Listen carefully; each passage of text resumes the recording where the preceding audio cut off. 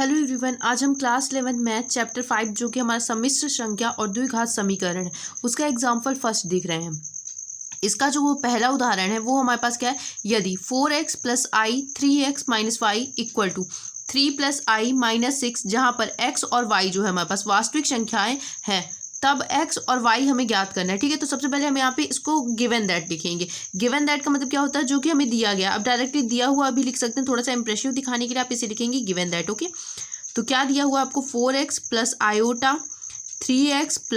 3x minus का y जो ऊपर दिया गया है एग्जैक्टली आपको वही कॉपी कर लेना है। आपको बस ये याद रखना है कि यहाँ पे जहाँ पे हमारे पास ये जो i दिया गया है ना, इसको हम आयोटा पढ़ते हैं, और ये जो आयोटा होता है ना, ये इसको हम बोलते हैं काल्पनिक भाग, और जहाँ पर आयोटा नहीं होता उसे हम बोलते हैं वास्तविक भाग। तो यहाँ पे आपको क्या करना है, काल्पनिक भाग को काल्पनिक भाग के ऊपर रखना है और वास्तविक भाग को वास्तविक भाग के ऊपर। तो हम लिखेंगे दोनों ओर काल्पनिक भाग को काल्पनिक भाग की तरफ लिखेंगे और वास्तविक को वास्तविक की तरफ। तो काल्पनिक भाग को काल्पनिक भाग की तरफ बराबर लेंगे और वास्तविक को वास्तविक की तरफ। तो मैंने आपको बता दिया है कि हमारे पास काल्पनिक कौन सा होता है, जहाँ पे आयोटा वाला पार्ट देखिए वो काल्पनिक है, और जहाँ पर आयोटा नहीं है वो वास्तविक है। यानी कि यहाँ पर हमारे पास 4x = हम 3 लिख सकते हैं, ये हमारा वास्तविक हो गया क्योंकि यहाँ पे कोई आयोटा वगैरह नहीं है। इस आई को हम आयोटा पढ़ते हैं। फिर आता है आयोटा 3x माइनस का y = आयोटा को आप अपने यहाँ पे नहीं लिखेंगे। ठीक है, यहाँ पे आप लिखेंगे डायरेक्टली जो दिया गया है -6। अब आपको क्या करना है, x और y की वैल्यू कैलकुलेट करना है। तो x = 3/4। ठीक है ना, इसको इस तरफ 4 का आप इस तरफ पक्षांतरित करेंगे तो ये भाग में चला जाएगा। अब यहाँ पे क्या दिया गया है, हमारे पास 3x माइनस का y दिया गया है। ठीक है, तो आप चाहें तो x के यहाँ से वैल्यू पुट कर सकते हैं और इसका मान जो है वो निकाल सकते हैं। तो 3 × 3 की वैल्यू क्या है, 3/4 माइनस का y = क्या है हमारे पास -6 है। ठीक है, तो इस पूरी वैल्यू को उठा के आप इस तरफ शिफ्ट करेंगे तो कैसे आएगी हमारे पास माइनस की, या फिर इस 6 को इस तरफ पुट कर दीजिए। तो यहाँ पे क्या आ जाएगा हमारे पास 3 × 9/4, और ये 6 इस तरफ आएगा तो क्या हो जाएगा +6 = क्या आ जाएगा हमारे पास y। ठीक है, तो अब इसको आप सॉल्व करेंगे तो y = क्या आ जाएगा, ये 4 पूरे के बटे में ले लीजिए, 9 + 9 4 का इसमें डिवाइड कर देंगे क्योंकि हम पूरे में ले रहे हैं। तो 6 चौक 24, और 24 में आप 9 जोड़ेंगे तो क्या आ जाएगा, 33 आ जाएगा, बिल्कुल आ जाएगा। तो y = क्या आ जाएगा 33/4। यही तो हमें कैलकुलेट करना था, x और y की वैल्यू हमें कैलकुलेट करना था, जो कि हमने कैलकुलेट कर ली बहुत ही इजीली। अब चलते हैं हम क्वेश्चन नंबर 2 में। आई होप आपको समझ में आ गया होगा, जहाँ नहीं समझ में आप कमेंट करके पूछ सकते हैं। जो हमारे पास सेकेंड क्वेश्चन है वो है निम्नलिखित को, हमारे पास ये सेकंड क्वेश्चन जो दिया गया है वो है निम्नलिखित को a + i - b के रूप में व्यक्त करना है। जहाँ पर हमारे पास क्या दिया गया है, पहला क्वेश्चन ये दिया गया है, इसे हमें इस फॉर्म में ले आना है। ठीक है ना, तो अब इस फॉर्म में लेने के लिए हम पहले को हल करेंगे। तो पहला हमारे पास क्या है, -5i है, बिल्कुल है, 1/8i है। ठीक है, अब हम इसको सॉल्व करना स्टार्ट करें। तो इसको सॉल्व करने के लिए क्या करेंगे, पहले हम इन दोनों को मल्टीप्लाई कर देंगे, बिल्कुल कर दीजिए। तो आपके पास क्या आ जाएगा, इसका जब हम मल्टीप्लाई करेंगे तो हमारे पास आ जाएगा ये 5 -5i²/8। और आपको ये याद रखना है कि अच्छे से कहीं पे कोष्टक में लिख लीजिए कि i² की जो वैल्यू होती है वो क्या होती है, हमारे पास -1 होती है। ठीक है, ये बहुत ही इंपॉर्टेंट टॉपिक है।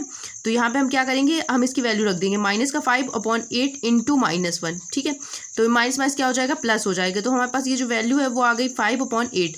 लेकिन हमें इसे लाना किस फॉर्म में, a + i के फॉर्म में लाना है। तो इसके लिए हम क्या करेंगे, इसमें प्लस कर देंगे 0i, क्योंकि आयोटा तो अब आ नहीं सकता है ना किसी भी फॉर्म में। तो 0 आयोटा का मतलब क्या है, 5/8 ही है। तो ये आपका हो गया फाइनल आंसर इस वाले क्वेश्चन का। अब हम चलते हैं अपना दूसरा क्वेश्चन देखने हैं। तो दूसरा क्वेश्चन हम यहाँ पर लिख लेते हैं। दूसरा क्वेश्चन जो है हमारे पास b = क्या दिया गया है, b = हमें गिवन है -2 आयोटा इंटू -1/8 आयोटा पावर 3। तो अब हम इस पूरे को सॉल्व करेंगे। तो इसको सॉल्व करने के लिए हम इन दोनों को पहले मल्टीप्लाई कर लेंगे। तो ये हमारे पास क्या आ जाएगा, ये हमारे पास आ जाएगा 2 आयोटा², वो भी माइनस का। ठीक है, और यहाँ पे इसको आप रहने दीजिए, इसको आप लिखेंगे -1/8 × 1/8 आयोटा क्यूब का आप क्या लिख सकते हैं, आयोटा² × आयोटा लिख सकते हैं, हम बिल्कुल लिख सकते हैं, इसमें कोई दिक्कत नहीं।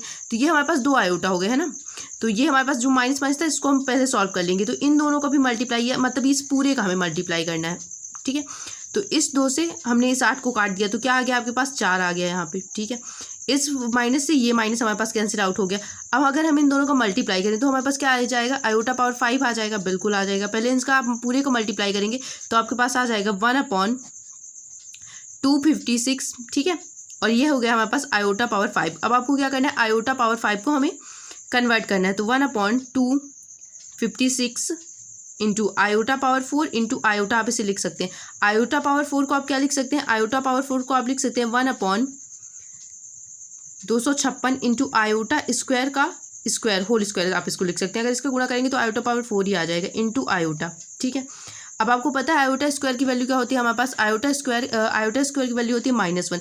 लेकिन अगर आप -1 का स्क्वायर करते हैं तो क्या आ जाता है, वो +1 आ जाता है। ठीक है, तो इसको एक लाइन में मैं और आपको सॉल्व करा देती हूँ। 256 -1 का स्क्वायर इंटू आयोटा। तो अब हमें क्या करना था, इसे हमें a प्लस आयोटा b की फॉर्म में लाना था। तो ये हमारे पास आ गया 1/256 आयोटा, क्योंकि -1 का स्क्वायर करेंगे तो प्लस हो जाएगा। लेकिन अब आपको क्या, ये हमें अगर आयोटा वाला पार्ट तो आ गया, लेकिन हमारे पास वास्तविक भाग नहीं, तो वास्तविक के आप क्या करेंगे, प्लस लगाकर 0 लिख सकते हैं, जिसका मतलब क्या होगा 1/256 आयोटा। यही इसका राइट आंसर है। ठीक है, आई होप आपको समझ में आ गया होगा। जहाँ नहीं समझ में आया आप मुझे कमेंट करके पूछ सकते हैं।